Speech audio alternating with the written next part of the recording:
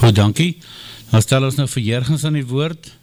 Habakuk 3, vers 16 tot 19. Dankie, Heer.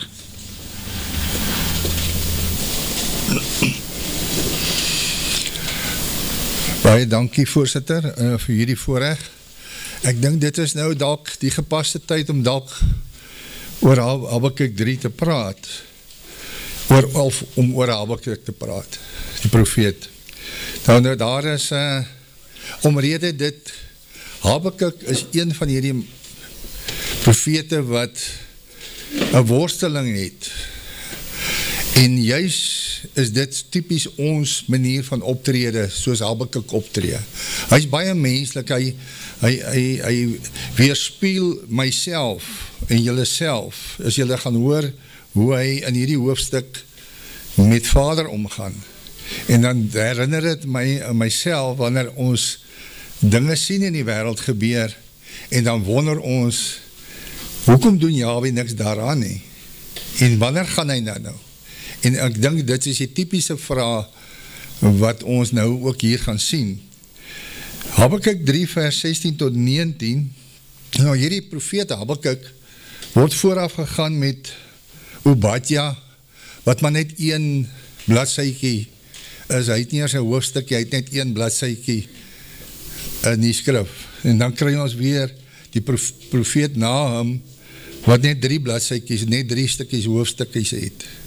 En dan kom ons by Habakuk, en net na Habakuk kry ons Sefanja, wat ook 'n klein profeetjie is, wat ook 3 hoofstukkies het, en dan na hom weer profeet Haggai, wat ook net 2 hoofstukke het. En as ons nou kyk na hierdie profete, het hulle 'n vergelyking met mekaar, hulle worstel, en hulle stry, en hulle wil weet, en hulle wil maak beswaar oor die volk. En dis typies wat ons ook maar doen. Maar kom ons luister wat doen Haggai verskillend van al hierdie profete voor en na hom. So Habakuk het gelewe in die finale tyd van Israel se suidelike koninkryk, in die koninkryk van Juda. En dis so 585, 586 voor Messia. En dit is toe Juda aan die hande van die Galdeërs geval het. En dit was in Israel dieselfde tyd van baie onreg en afgoderry. En ons kan dit self sê vandag van ons volk ook. Ons sien dat die opkomende gevaar van Babylon so op die horizon lê, en dan was dit vir niemand in Juda 'n goeie ding of goeie nuus nie. En as ons vandag na onsself kyk, dan sê ons dieselfde. Wat ons op die horizon sien, is nie goeie nuus nie. Maar anders is al die ander profete voor sy tyd. Blameer Habakuk nie vir Israel nie, oor hulle ongeregtighede nie.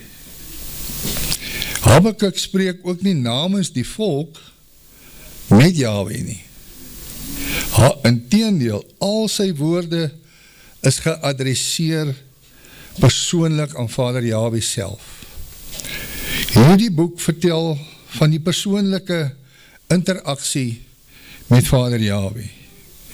Dit is Habakuk sy oortuiging om te glo dat Vader Jahwe goed is, in 'n tyd wat daar soveel onreg en tragedie en boosheid in hierdie koninkryk van Juda is. Dit was in hierdie wêreld waar Habakuk geleef het.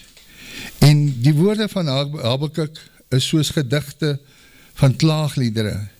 En hulle is baie dieselfde soos ons kry in die hoofstukke van Psalms. So Habakuk rig 'n klagte en trek daarmee die aandag van Vader Jahwe om al die verdrukking en die onreg in hierdie wêreld raak te sien. Hy dring daarop aan dat Jahwe iets daaromtrent moet doen. Hy weet ook dat Jahwe weet van sy klaaglied, en dit openbaar die sleutel van hierdie ontwerp en van die boodskap van hierdie kort boek van Habakuk. En ek is daarvan oortuig dat u vandag ook net soos Habakuk glo dat Jahwe ons sal uithelp uit hierdie slegte omstandighede waarin ons bevind vandag. En kom ons luister wat sê Habakuk, voor ek dan nou by my sleuteltekst te kom, in die eerste hoofstukke van Habakuk. Dan sê Habakuk en hy vra en hy bid, hoe lang, o Jahwe, roep ek om hulp, maar u hoor nie. Ek skree tot u geweld, maar u help nie. Waarom laat u my onrecht sien en aanskou u die moeite? Ja, verwoesting en geweld is voor my oë en daar is 'n stryd en daar is twis tussen ons. Daarom verloor die wet sy krag en die reg kom nooit meer tevoorskyn nie. Want die goddelose omsingel die regverdige. Daarom kom die reg verdraaid tevoorskyn. Vader Jahwe antwoord hier, aanskou onder die nasies en merk op en staan verstom. Want ek gaan iets in hierdie daad doen, wat julle nie sal glo as dit vertel word nie. Want kyk, ek gaan die Galdeërs opwek, daardie kwaai en onstuimige nasie, wat trek deur die wytes van die aarde, om wonings in besit te neem, wat aan hom nie eers behoort nie. Nou reageer Habakuk hier, in die 3de hoofstuk, vers 16, toe ek dit hoor, het my ingewande gebewe. My lippe het getril by die geluid. Verderf het gekom in my gebeente. Ja, ek het gebewe waar ek staan. Omdat ek rustig moes wag op die dag van benauwdheid. Dat dit kan aanbreek vir die volk, wat op ons 'n aanval maak.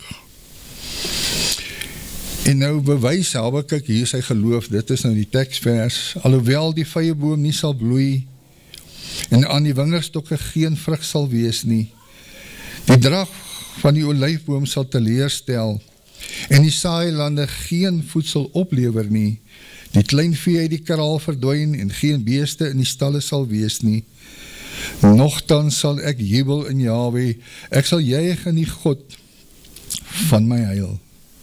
Jahwe my redder. Jahwe die Almagtige is my sterkte, en hy maak my voete soos die van herte, en hy laat my tree op hoogtes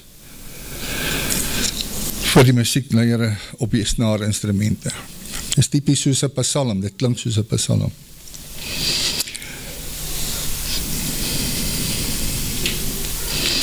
In hoofstukke 1 en hoofstukke 2 van hierdie Habakuk synkroniseer met die gelofte volk en Israel. Dit laat my dink aan ons eie omstandighede. En hierdie hoofstukke 1 en 2 van Habakuk is geraam in argumente tussen Habakuk en Vader Jahwe.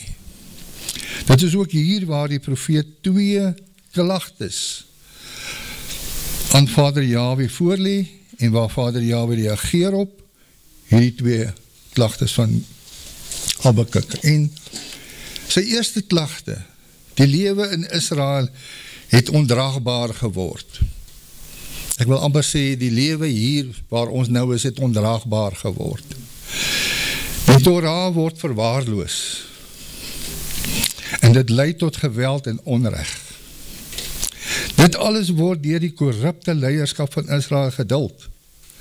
En Habakuk murmureer en vra Vader Jahwe om iets om daaromtrent te doen. En dit kom dan oënskynlik voor asof daar niks verander nie.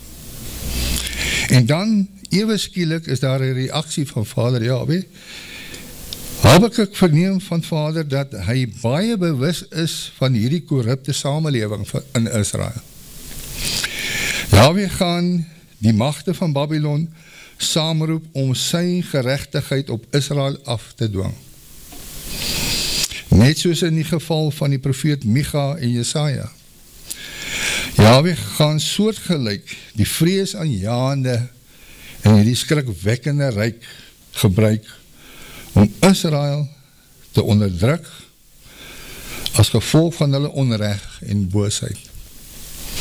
Maar Habakuk het 'n probleem met die antwoord van Vader Jahwe, en daarom word die tweede klagte van Habakuk tot Vader Jahwe gerig, en hy verduidelik dat Babylon meer boos is as Israel. Hulle is meer korrup, hulle is meer gewelddadig as Israel. Hulle behandel mense soos diere, maak mense by mekaar soos visse in nette. Hulle verslind etniese nasies en maak mense by mekaar om groot groepe te maak, om ander te verdruk. Klink dit nie vir u bekend nie. En hiermee het Habakuk 'n probleem. Hoe kan die groot en almagtige Vader Jahwe sulke korrupte, moorddadige volk gebruik as instrument teen Israel? Habakuk dring aan op 'n antwoord van Vader Jahwe, en hy verhef homself as die wagter op die muur oor Israel, en dan soos 'n basynblaser staan hy op die mure van Jerusalem en wagtend op Vader Jahwe se antwoord. Uiteindelik het die antwoord ook gekom. Habakuk 2. Toe antwoord Jahwe my en sê, skryf die gesig op en graveer dit op tafels, sodat dit in die verbygaan kan lees, want die gesig sal nog duur tot op die vastgestelde tyd, maar dit spoed na die einde en sal nie teleurstel nie. As dit mag vertoef, wag daarop. Is amper om te wag op jou oordeel. Want al te seker sal dit kom en nie versuim nie. Jahwe antwoord Habakuk nie na wat hy wil hê nie, maar Jahwe antwoord hom na wat hy wil hê, wat sy wil is. En baie keer vergeet ons dit. En kyk, sy siel is opgeblazen in hom. Dis Israel se siel. En nie reg nie, maar die regverdige, deur sy geloof sal hy lewe. En so is die goddelike opdragte wat Habakuk veronderstel is om neer te skryf op die kliptafels. Dit is en bring ons by die redes waarom Jahwe Babylon sal vernietig. Die geweld en onderdrukking van volke sal die grimmigheid van Jahwe aktiveer. En hy sal wraak op Babylon neem wat tot hulle vernietiging sal lei. Die feit dat Jahwe vir 'n tyd lank 'n korrupte nasie gebruik, beteken nie dat Jahwe hulle dade goedkeur en onderskryf nie. Hy sal elke nasie verantwoordelik hou en aanspreeklik hou vir hulle dade, en elke nasie soos Babylon sal hy vernietig. Jahwe brei uit op sy opdragte deur 5 sondes of 5 ongeregtighede wat sal wag op die nasie en beskryf die onderdrukking en onregte wat gepleeg word deur die nasie soos Babylon. Die eerste een wat daar opgeskryf moet word is die ongeregtighede, of kom ons sê die eerste 2, is die ongeregtighede en die ekonomiese praktyke. Hoe welgestelde mense onregverdige en belaglike rentes verwag. Dit is om mense in die skuld te hou, om so hulle self te verryk deur skelm praktyke. En dan die derde ene, sonde of ongeregtigheid, is slawearbeid. Swak behandeling van mense, om soos diere te arbei, en dreig hulle met straf as hulle nie produseer nie. Die 4de ongeregtigheid teken die misbruik van alkohol, van onverantwoordelike volksleiers, terwyl die volk onderdruk word en swaar kry onder hulle swak leierskap, terwyl daar partytjie gehou word en 'n verkwisting van fondse plaasvind. En die laaste ene, die 5de een, ontbloot die afgoderij, was soos 'n enjin die nasies voordrywe. Dit is hulle wat geld en mag en sekuriteit en nasionale optrede in gode verander. Hulle offer hulle getrouheid as offerhande daaraan toe. En so word hierdie nasie slawe van hulle eie nasionale ryke en state. Al hierdie sondes en ongerechtighede, voorsitter, wat hier beskryf word, is nie uniek tot Babylon nie, maar is juist die punt wat Jahwe bewys. Gegee van hierdie huidige situasie in die wêreld om ons, sien ons die nasies soos 'n Babylon optree. En dit is hoe Jahwe Habakuk antwoord, soos in hierdie boek van Habakuk, so antwoord Jahwe alle nasies vandag, dat almal wat lewe in hierdie wêreld vandag, regeer word deur die een of ander vorm van Babylon. Maar dit laat die vraag, gaan Jahwe hierdie toestand vir altyd so laat gaan? En die antwoord is wat in hoofstuk 3 van hierdie boek van Habakuk vir ons gegee word. En Jahwe, in Habakuk gaan in gebed, en hy bid, Jahwe, ek het hierdie tyding aangaande u verneem, en ek het gevrees. Jahwe roep u werk in die lewe, in die midde van die jare. In die midde van die jare laat het bekend word. In toren, dink aan ontferming. En hier pleit Habakuk by Vader Jahwe om te reageer in die huidige situasies, soos hy in die verlede gedoen het om korrupte nasies te vernietig. En wat volg is 'n baie antieke gedig. Dit skryf eerstens die magtige en die verskriklike verskyning van Jahwe. Dit laat my dink soos aan op die berg Sinaï, as Jahwe homself bekend maak of wys, dan is dit soos in vuurkolomme, of soos in 'n wolkkolom, of soos in 'n aardbewing. En dan is dit soos in iets ernstigs wat jou aandag trek, dat jy baie bewus is van Jahwe se verteenwoordigheid, soos wanneer die volk in die woestyn was in die tyd van Exodus in die berg Sinaï. Nou staan hier in die Habakuk 3, God kom van Teman, en die heilige van die berg Paran, Sela, sy majesteit bedek die hemel, en die aarde is vol van sy lof. En glans so sonlig is daar, ligstrale aan sy sy, en daar is die omhulsel van sy krag. En voor hom uitloop die pes, en koorsachtige gloed trek uit agter hom aan. Hy tree op en laat die aarde wankel, en kyk en laat nasies opskrik. Verpletter lê die ewige berge, en neergesink die ou heuwels. Baie van die oudtyd vir hom. Ek sien die tente van Kusan met onheil oordek, en die tentdoeke van die land Midian bewe. Hier is die ooreenkomste baie soos met die boeke van Micha en Nahum in die openingstekste. Dit vergelyk die vergelyking ook baie soos die verskyning van Jahwe op die berg Sinaï, wat ek so pas gesê het. Habakuk beskryf dat Jahwe sal weer eens sy reg laat geskied oor die hoof van die bose huis van hierdie wêreld. Farao in Babylon word as 'n tipe van geweldenaar van die nasies uitgewys.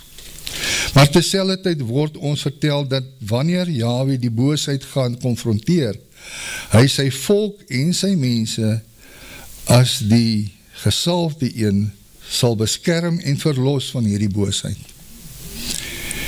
So die gedig van die Exodus van die verlede word 'n beeld van die toekomstige Exodus wat Jahwe sal uitvoer in die toekoms. Hy sal die Babylons en die Farao's van die hede net soos in die verlede uitwis en tot niet maak. Hy sal geregtigheid bring aan sy volk en die verdruktes en die onskuldiges redding gee. En dit is met hierdie hoop en lof wat Habakuk mee afsluit. Ek sluit af, voorsitter, alhoewel die wêreld uit mekaar spat in droogte en hongersnood en oorlog verkeer, sal Habakuk kies om met vreugde op Jahwe te vertrou in sy volks en sy verbondsbeloftes, soos Tini ons ook die 3 verbondsbeloftes uitgewys het in sy voorlegging. En so het Habakuk met die einde van die boek 'n helder skynende voorbeeld vir ons geword en hoe om in geregtigheid te lewe in geloof. Habakuk erken dat die wêreld om ons donker en vreeslik kan wees en ons lewe kan ook soms baie chaoties lyk. Maar hy nooi ons egter uit om op 'n reis van geloof en vertroue en dat Jahwe hierdie aarde meer lief het as wat ons hom lief het en dat hy sal deel met die boosheid in hierdie wêreld.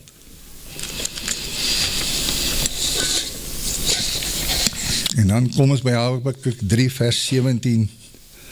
Alhoewel die vyeboom nie sal bloei en aan die wingerdstok geen vrugte sal wees nie, die drag van die olyfboom sal teleurstel en die saailand geen voedsel oplewer nie.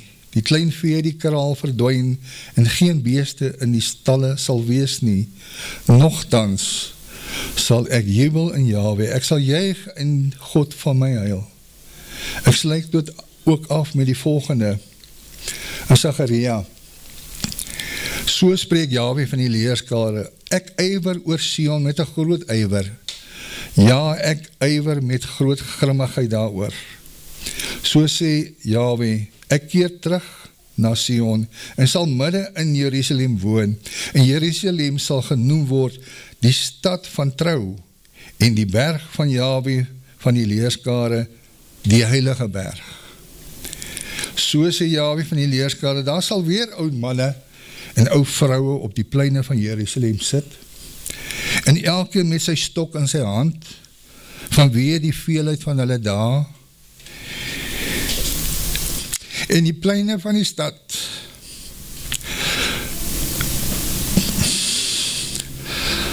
sal vol wees van seentjies en van dogtertjies wat op die pleine daarvan speel. So sê Jahwe van die leerskare. Is 'n vraag. As dit te wonderbaar is in die oë van die oorblyfsel van hierdie volk, in die dae, sal dit ook in my oë te wonderbaar wees? Spreek Jahwe van die leerskare. So sê Jahwe van die leerskare, kyk, ek gaan my volk verlos uit die land van die ooste en die land van die weste. En ek gaan hulle aanbring en hulle sal midde in Jerusalem woon en daar sal vir hulle vir my 'n volk wees en ek sal vir hulle 'n God wees in trou en geregtigheid.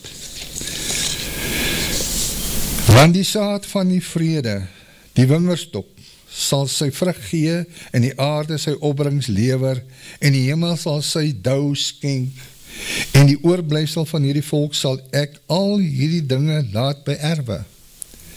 En soos julle 'n vloek gewees het oor die nasies, o huis van Juda en huis van Israel, so sal ek julle verlos, dat julle 'n seën kan wees. Wees nie bevrees nie, laat julle hande sterk wees. So het ek my weer voorgeneem om in hierdie dae goed te doen aan Jerusalem en die huis van Juda. Wees nie bevrees nie. Nou, hier is 'n opdrag en 'n voorwaarde vir dit. Dit is die dinge wat julle moet doen. Sagaria 8 vers 16. Spreek die waarheid met mekaar. Beoefen die waarheid en 'n regspraak van vrede in julle poorte. En julle moet mekaar se onheil in julle hart nie versin nie. En julle moet nie mekaar se onheil in julle hart versin nie, en nie die valse eed lief hê nie, want dit alles haat ek, spreek Jahwe. Dankie voorsitter.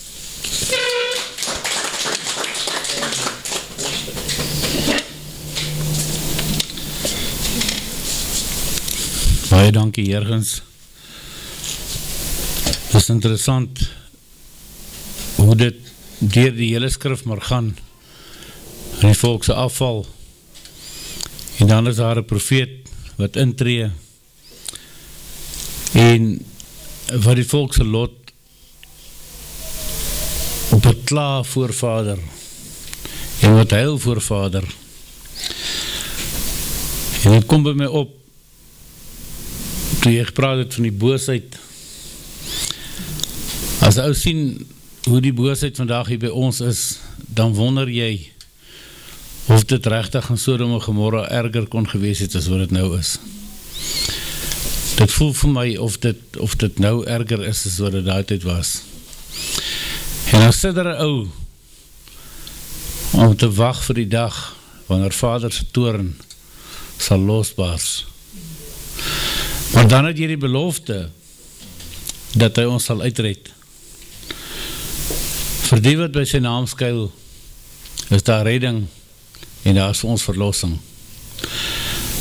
Is daar nog iemand wat iets vir Jurgens wil sê? Of 'n aanmerking wil maak? Ja.